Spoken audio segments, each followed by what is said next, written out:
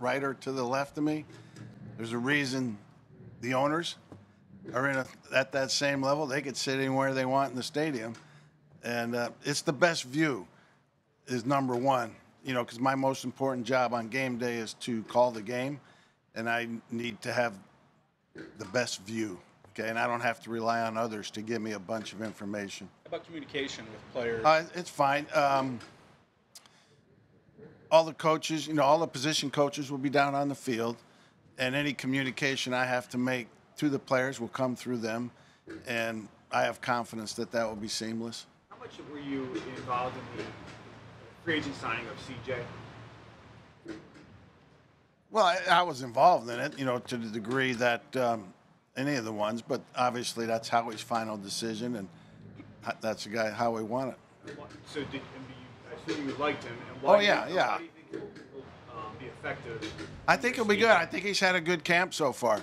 The good thing about what he's been doing so far, and I even told him this, there's been a day or two where he really wasn't even noticeable, and that's a good thing just because he didn't have action come his way in the limited reps he had, whereas some guys can have some screw-ups even in those situations. And I think he's had a good camp up to this point. Is that a byproduct of your system,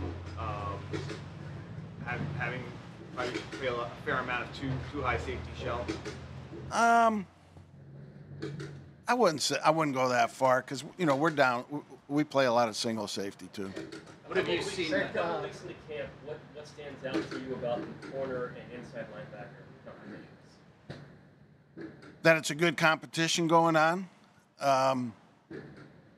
We have not come to any conclusions anywhere. We still have 3 preseason games and a lot of time, but the competition's been good. I see guys improving, and it's it's good, healthy competition. When Cooper does come back, is that a domino effect with the outside? Is that going to affect sort of that rotation, which has been mainly Rodgers, Ringo at this point? It could. We'll see where he's at. When he comes back, it's not going to be, okay, he's back. It's like nothing ever happened to him. I'm sure the guys downstairs will have rep limitations on him, practice limitations. So it will be dependent upon where he's at and how he's doing. Vic, what have you seen out of Nakobe to this point? Good. I thought Nakobe had the first few days of practice, I thought he played really good. And, took a step back a little bit in the stadium practice, but overall he's been doing really good. Vic, how has Trotter acclimated himself with the first team? Who's that? Trotter, how has he acclimated himself? He was getting some first team reps yesterday. I did fine. I mean, when we're in practice, whether it's first team or not, it's not kind of a declaration, you know what I'm saying? I mean, he's doing good. He's getting better. What's been your assessment of Jalen Hunt thus far? I think he started camp good. He had a carryover from a pretty good offseason. And when the pads came on, you could tell that, playing for Cornell and Houston Baptist wasn't exactly the same as the NFL. And but he's grinding, and I expect him to continue to improve. How's the progression going with Bryce Huff being an every down player? It's getting better. He's working very hard at it. He's very prideful in it, and he's improving. Devin White said something in the spring about Devin White said something in the spring about his understanding being that in order to be used as a blitzer in this defense, he has to prove that he can do it to you. What's your evaluation of the linebacker so far in that capacity? Of him? I guess all of them. Are you yeah, we haven't had a lot of reps in it, but overall it's been good at times, not so good at other times. We need to win a high percentage of the battles when we go against a running back. And some guys have been good, some not so up to this point. In defensive line rotation, Jordan Davis said jokingly, like, you'd have him out there all the time if you wanted to. Obviously, that conversation is you have with Sirianni and Howie too.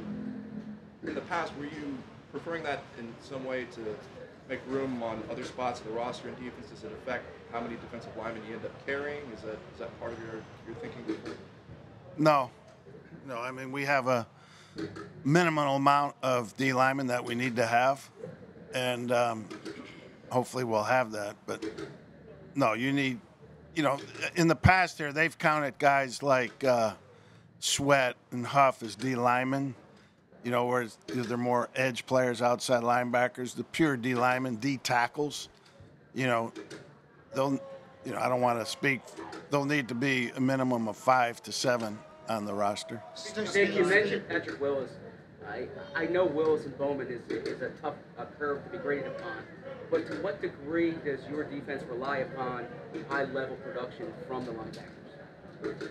I think every defense in the NFL relies on high-level production from the ILBs, especially with the way the game's being played now. ILB used to be a position where you somewhat could overachieve and be a tough guy, you know, because there was but when the fullback disappeared and he's been replaced by a third wideout or a second tight end that's a good receiver, the game's played in space more. But yet they still run the ball a good deal.